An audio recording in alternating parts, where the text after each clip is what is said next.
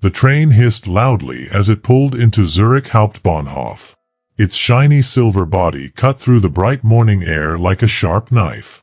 Passengers in fancy suits and dresses hurried to the first-class platform. Their shiny shoes clicked on the marble floor. Among them was one person standing apart. It was a man wearing an old army uniform from World War II.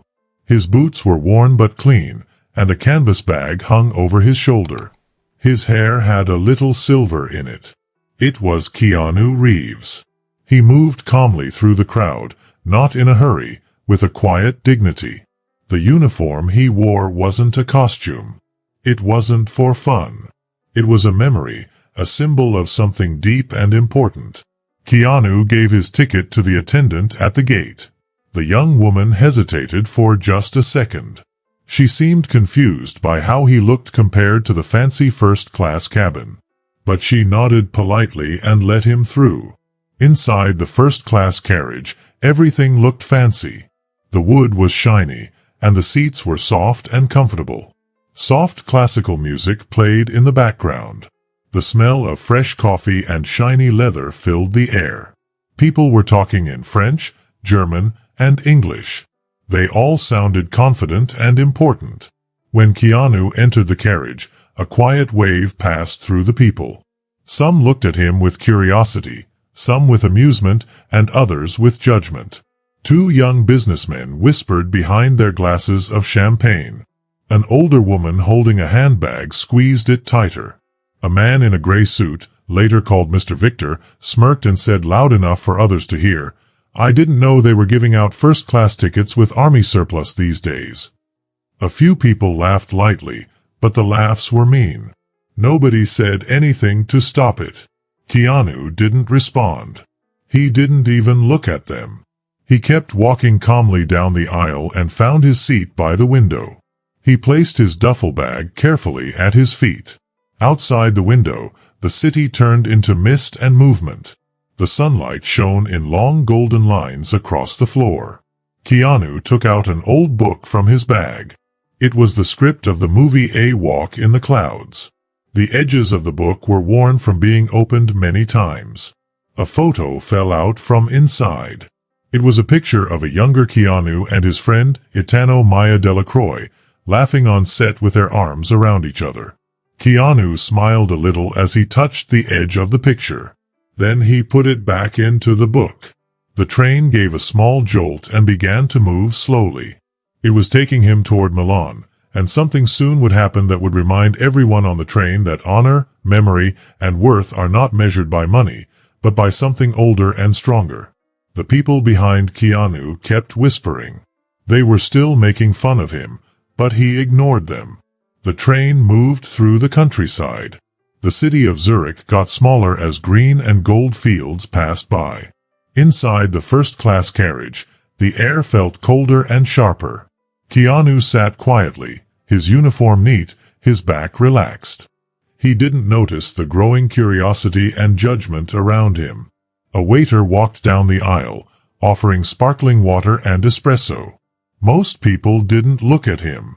They were all staring at Keanu, the man who didn't belong. From across the aisle, a voice cut through the quiet conversation. It was a sharp voice. "That is a hell of a Halloween costume," the man said.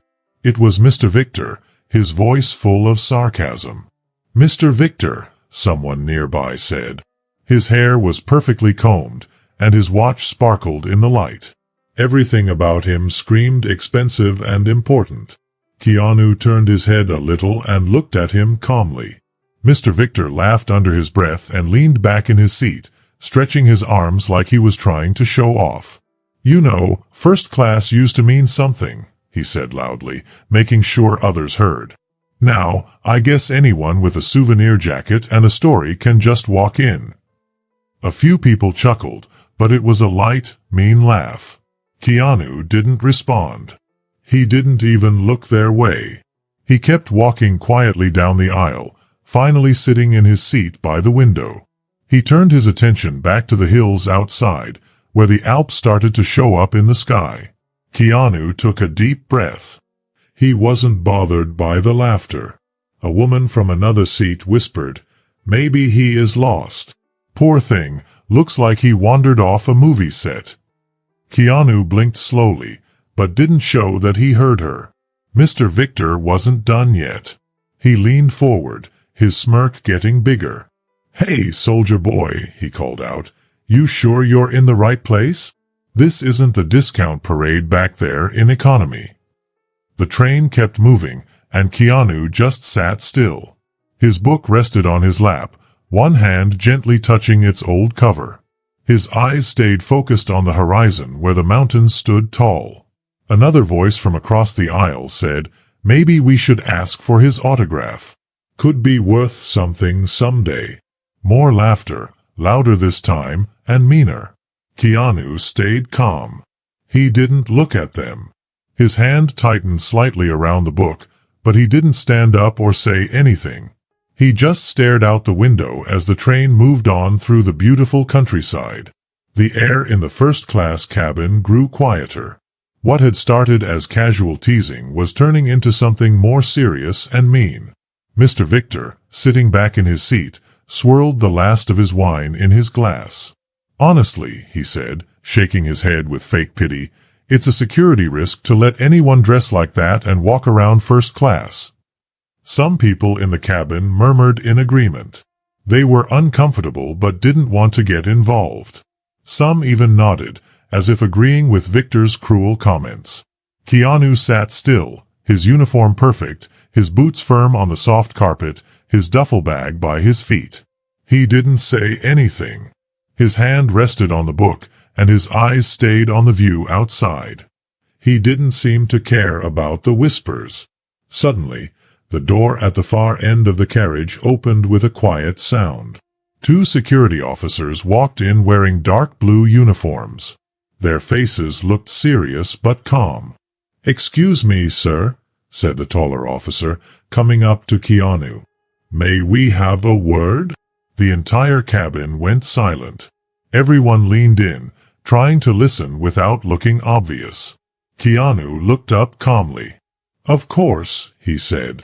One of the officers pointed to the aisle. "Would you mind bringing your bag, sir? Just standard procedure. We've had a concern raised by another passenger." Keanu nodded, standing up smoothly. His uniform fit him perfectly, showing quiet dignity as he moved. The bag was heavy, but Keanu lifted it without trouble. As he moved into the aisle, Mr. Victor chuckled loudly. "Told you," he said. "You can dress up all you want, but you can't hide what you really are." Keanu didn't respond. He didn't need to. The officers walked Keanu a few steps down the aisle of the train, stopping at a small space between the carriages. A lot of rich passengers were watching. The officers asked him to open his bag. Keanu knelt down, moving slowly and carefully. He unzipped his bag. Inside, there were only a few things: an old script with a soft, worn cover, a black and white picture of a young man and woman laughing together in the sun, and a small bunch of dried white daisies tied together with a simple ribbon. The officer looked at his partner with a silent question. There was nothing to worry about. Keanu wasn't carrying anything dangerous. But the damage was already done. Everyone in the cabin had seen him pulled from his seat and asked to open his private bag. They treated him like a criminal. The whispers began again, quieter now, but still full of shame. Keanu didn't say anything. He carefully packed up the script, the photo, and the flowers, and put his bag back together. When he stood up, he saw his reflection in the door. People quickly turned their heads away, pretending they hadn't been watching, pretending they didn't judge him. Only Mr. Victor, a man in the front, smiled. He was pleased with the show he'd helped create.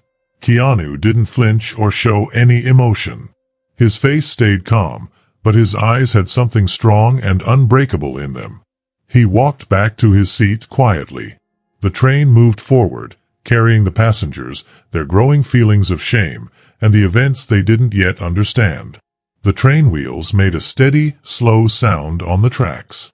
Inside the first-class cabin, the mood changed. It was darker now, almost happy in its cruelty. Keanu sat stiffly in his seat, his hands resting on his bag. The feeling from the search still weighed on him, even though it wasn't visible. Every look from the other passengers seemed to say the same thing: "You don't belong here." Mr. Victor took another sip of wine, watching Keanu with satisfaction. He leaned to his companion and whispered loudly enough for everyone to hear, "A charity case," he said. "Or maybe just a forgotten actor trying to relive a role no one remembers." Some people around him laughed softly, but it was clear they were enjoying watching him be put down. A stewardess walked over, looking nervous. She had a tablet in her hand and didn't seem sure what to do. "Excuse me, sir," she said, her voice tense. "Would you mind coming with us to the service area for a few questions? We just need to check some details about your travel." Keanu looked up at her.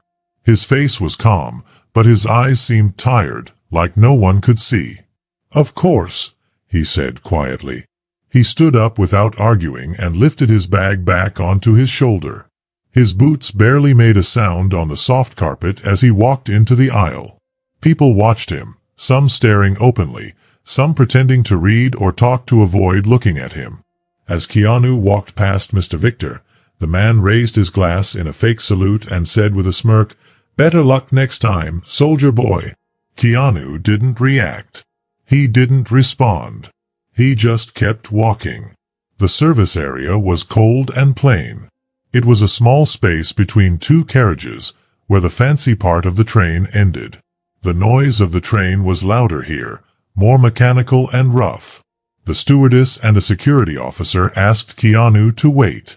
They stepped aside to speak into a small radio, their voices lost in the noise of the train. Keanu stood alone, looking out the small window. The mountains outside were getting closer, their sharp peaks standing against the bright blue sky. Back in the cabin, the mood had changed again. People were laughing, chatting, and clinking glasses. It was like the whole drama with Keanu had never happened. The rich people in first class had already forgotten about it, going back to their expensive world. But something was different now. It was like there was a crack in their perfect world.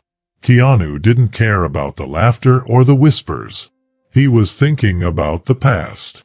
He was thinking about promises he had made a long time ago, about something that still mattered, even if no one else saw it. The train kept going, and with every mile, the weight of the truth was growing stronger. The train moved further into the Italian countryside. Rows of vineyards outside blurred by as the train sped on. Inside the first-class cabin, people were pretending everything was normal. The laughter and clinking glasses made it seem like everything was fine again. But Keanu wasn't in that world anymore. He was standing in the service area, part of a different world. His hands rested at his sides, and his duffel bag hung over his shoulder. He was far away from the fancy, expensive cabin. It was like he didn't belong in that place at all. The stewardess came over again. She seemed even more nervous now. She was about to say something, but before she could, a voice from the cabin shouted, "Wait!" It was an older woman. Her voice was shaky, but loud enough to make everyone stop and listen. She stood up slowly, holding on to the armrest to keep steady. She was wearing a simple navy dress and a brooch in the shape of a dove. Her silver hair was in a bun. She held a worn leather handbag tightly to her chest as she walked toward Keanu. When she got close, she stopped and looked at him. Her eyes were full of tears. "I recognize that uniform," she said, her voice strong. "My husband wore the same one when he went to war. He never came back." Silence filled the train. Even Mr. Victor, who had been smirking before, sat still now. The woman took a few steps closer to Keanu, her hands shaking as she reached toward the patches on his jacket. She didn't touch them, though, because she was scared. "It's not just a costume," she said, looking around at everyone in the cabin. "It's a memory. It's a life. It's a sacrifice." Keanu bowed his head slightly, showing respect. He didn't say anything. He just stood there, calm and quiet. The woman turned to face the other passengers. "You should be ashamed," she said. "Every one of you." No one spoke. No one moved. The stewardess looked embarrassed. The security officers shifted nervously, realizing they had been part of something wrong. Slowly, some people started to lower their eyes. A man near the window took off his hat. A young woman folded her hands tightly, staring down at the floor. Keanu stayed still, his bag still resting on his shoulder. He didn't feel like the one being judged anymore. The truth had come into the room, and it made everything else feel small and unimportant. Outside, the sun was setting. The hills cast long shadows, and the sky turned golden. Inside the train, the passengers were still, like the air was heavy with the truth. Time seemed to slow down. Every look, every breath, felt like it took longer than usual. The woman stepped back. She was trembling slightly, still holding her bag. She had said what she needed to say. She had reminded everyone of something they had forgotten. Then, from the far end of the carriage, a man in a black suit appeared. He had the train company's emblem on his lapel. He walked quickly, but his face wasn't angry. It was serious, but not harsh. He reached Keanu and nodded his head slightly, showing respect before speaking. "Mr. Reeves," he said, "we are very sorry for how you've been treated today. We just got word from the Venice Film Festival Committee that you are their guest of honor." The words rang out, clear and loud. Guest of honor? Venice Film Festival. The passengers gasped. Recognition and shame spread through the cabin. The man continued, his voice calm. "The festival wanted us to give you the highest respect during your trip. They are preparing a tribute for your work, especially for your role in A Walk in the Clouds. They asked us to provide you with the utmost courtesy and privacy on your journey." Keanu gave a small nod, not saying anything. His silence was louder than any words of anger. The man in charge turned to the passengers and said, "We apologize to all guests for the confusion. Please be respectful and kind as we continue the journey." Mr. Victor sat still, holding his glass of wine. He didn't drink it. He put it down with a loud clunk, his face turning bright red. No one laughed now. No one dared to look at Keanu. The stewardess hurried over, slightly nervous. She adjusted Keanu's seat and offered him a drink. The security officers quietly walked away without saying anything. Keanu sat back down by the window, moving quietly and gracefully.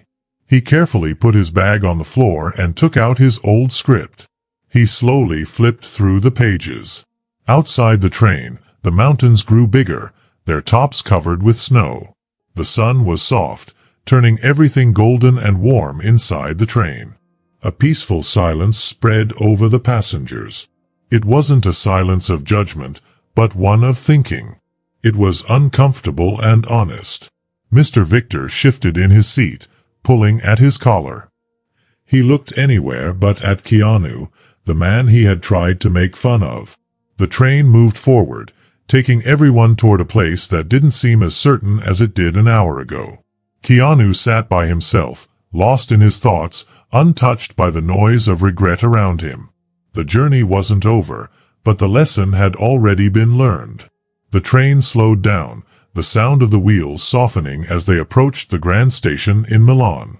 The city skyline spread out beyond the windows, glowing in the warm afternoon sun.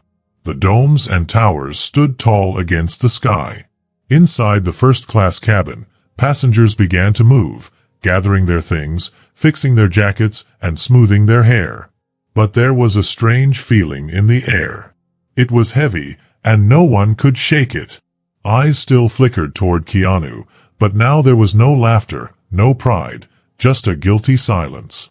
Keanu stood up with the same quiet grace. He put his script back into his bag, closed it carefully, and slung it over his shoulder. He adjusted his old army jacket. As the train reached the station, Keanu stepped into the aisle. No one got in his way. No one said anything. He walked through the sliding doors and onto the platform. His boots made a steady sound against the stone floor. Above him, the big glass ceiling caught the sunlight, making it sparkle all around him like light from a cathedral. The platform was busy, with travelers hurrying here and there, but near the edge, just beyond the passengers arriving, there was one person standing still. It was Maya. She wore a simple white dress that moved softly in the breeze. In her hands, she held a small bouquet of white daisies tied with a ribbon. Her hair was darker now, but still shiny in the light. It was pulled back loosely, showing her face, which had changed over time but still looked kind. For a moment, Keanu just watched her. It felt like time was going backwards. It could have been 30 years ago on a sunny vineyard where they had made promises to each other with just a look. Maya saw him and smiled, not a big showy smile, but a quiet one, full of happiness, like the sun coming out after a long rain. Keanu walked toward her, moving easily through the crowd. When he reached her, he stopped, unsure if he should say anything. She answered by stepping forward and wrapping her arms around him in a gentle but firm hug. They stood there for a long time, saying nothing, letting the world go on around them. Keanu finally pulled back a little and looked at her. "It has been too long," he said. Maya laughed softly, a sound that seemed to match how the air felt. "Not too long for this," she said, holding up the bouquet of daisies. Keanu took the flowers from her, their fingers brushing together. They turned and began to walk down the platform, leaving behind the fancy clothes, the whispered apologies, and the quiet judgments. Ahead of them, banners waved in the wind, celebrating a walk in the clouds, 30 years of eternal grace. But for Keanu and Maya, it wasn't about the banners or the awards or the people watching. It was about something much simpler, a journey, a memory, a promise kept. Outside the station, Milan was alive with activity. Cars drove by, stores gleamed in the sun, and people laughed and greeted each other. But for Keanu and Maya, the world felt smaller now, just a simple path ahead. Ahead of them, in a shaded square lined with olive trees, a crowd was starting to gather. White banners hung from the light posts with the words, "A walk in the clouds, 30 years of eternal grace." Photographers were standing by the entrance to a grand theater, and some people were holding small bouquets of daisies, looking excited. In the distance, a string quartet played soft music from the movie. But Keanu didn't go straight to the lights and the cameras. Instead, he and Maya stopped at the edge of the square, under the shade of a big old oak tree. They watched everything from a quiet distance. Maya turned to him, her smile now filled with something deeper than just joy or nostalgia. It was understanding. "They remember," she said softly. Keanu nodded. It wasn't the applause that mattered. It wasn't the awards or the fancy ceremonies. What mattered were the memories, the lives they had touched, and the quiet echoes that would last long after the movie ended. Keanu looked down at the bouquet of daisies in his hand. They were the same simple flowers he had carried with him across the world. Without a word, he walked to a small stone bench near the tree and placed the daisies there gently. It was like an offering, like keeping a promise. Maya joined him, and for a moment they just stood there, letting the sunlight come through the leaves and make golden patterns on the ground. Back at the theater entrance, someone called Keanu's name, and the crowd cheered. But he stayed where he was, grounded in the moment. Finally, he turned to Maya, his voice soft but sure. "Ready?" She smiled and linked her arm with his. Together, they walked toward the crowd, toward the cameras and the celebration that awaited them. But they didn't walk faster. Their steps never hurried because they knew that true grace isn't found in the noise. It's found in the quiet steps between worlds, in remembering promises, and in keeping them. When they reached the theater, the crowd went silent. Cameras lowered, and conversations stopped. For a moment, the only sound was their footsteps, steady, calm, sure. And the simple truth was clear. Some journeys are too important to rush. Some stories are too precious to forget. Some promises are too beautiful to break. Keanu's journey was not just about the miles he traveled. It was about the truths he discovered along the way. This story reminds us that dignity isn't something you wear on the outside. It's carried in small, quiet acts of patience, respect, and memory. True worth isn't measured by how much money you have or what you look like. It's measured by how you honor those who came before you and how you walk through the world when no one is watching. Keanu's journey across fields and cities wasn't just a trip. It was a reminder that grace, once planted in the heart, can survive anything.